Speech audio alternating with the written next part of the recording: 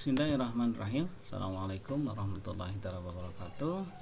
Pada kesempatan sekarang saya akan mencoba melaporkan indikator kinerja individu berkenaan dengan pembacaan masalah.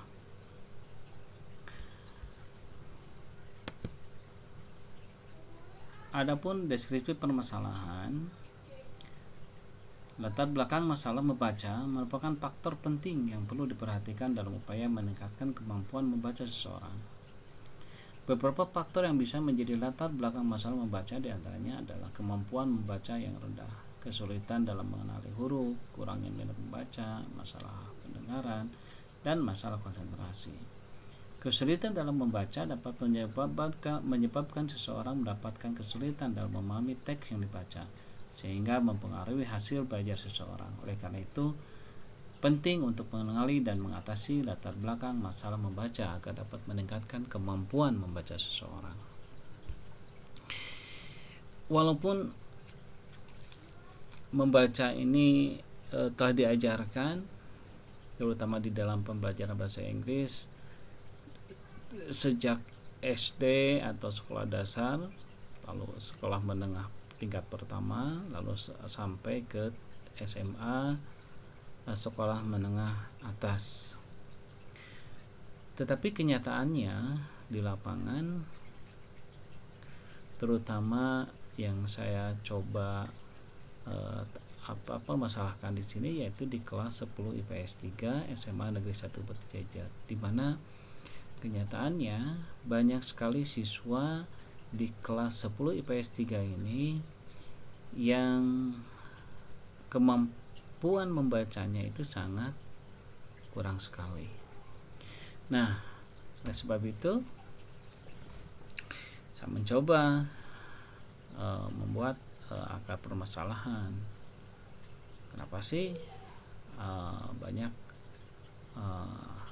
siswa-siswi yang kemampuan dasar membacanya yang sangat rendah, kurangnya dukungan dan motivasi, lingkungan belajar yang tidak kondusif, serta masalah kesehatan, dan yang terakhir adalah masalah emosional.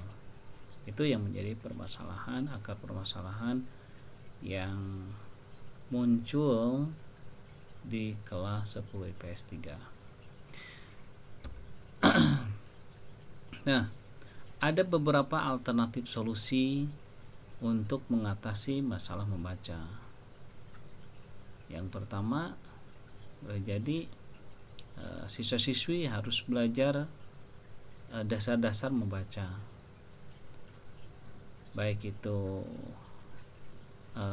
mengenali huruf dan mengeja kata merupakan langkah pertama yang perlu dilakukan, terutama dalam pembelajaran bahasa Inggris. Lalu yang kedua, yaitu belajar membaca dengan intonasi. Belajar membaca dengan intonasi dapat membantu seseorang memahami teks yang dibaca dengan lebih baik. Jadi ada suatu intonasinya, ada suatu penekanannya di dalam membaca, sehingga paling sedikit siswa mampu untuk mengenal huruf. Nah, setelah mengenal huruf atau setelah mengenal alfabet, nanti lambat laun mereka akan mampu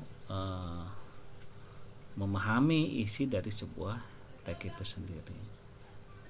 Nah, langkah berikutnya yaitu peserta didik kalau menemukan kendala di dalam membaca, mereka harus mencari bantuan dari orang lain, bisa dengan guru, orang tua, ataupun teman, dimana siswa ini kalau mengalami kesulitan di dalam membaca. Lalu yang keempat, yaitu dicoba untuk memperbanyak membaca dapat membantu seseorang meningkatkan kemampuan membaca dan memahami teks yang dibaca. Jadi perbanyak membaca, baik itu mau karangan forma atau fiksi atau non fiksi, itu bebas ya. Lalu yang kelima, memilih teks yang sesuai dengan tingkat kemampuan. Dan yang terakhir, mencoba untuk mencari sumber belajar yang menyenangkan. Nah, dari beberapa alternatif solusi ini mudah-mudahan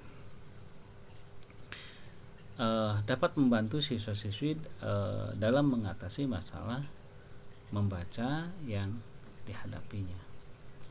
Lalu dari hasil dilihat dari akar permasalahan, alternatif solusi, maka hasil permasalahannya alhamdulillah setelah sedikit demi sedikit anak didorong untuk mencoba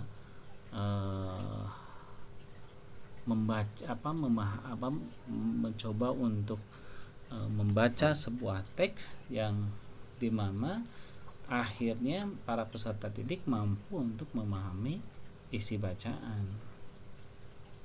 Nah, kalau sudah memahami isi bacaan, tentu dia akan paham betul apa yang diceritakan dari teks tersebut, atau dia akan tahu tujuan dari si penulis.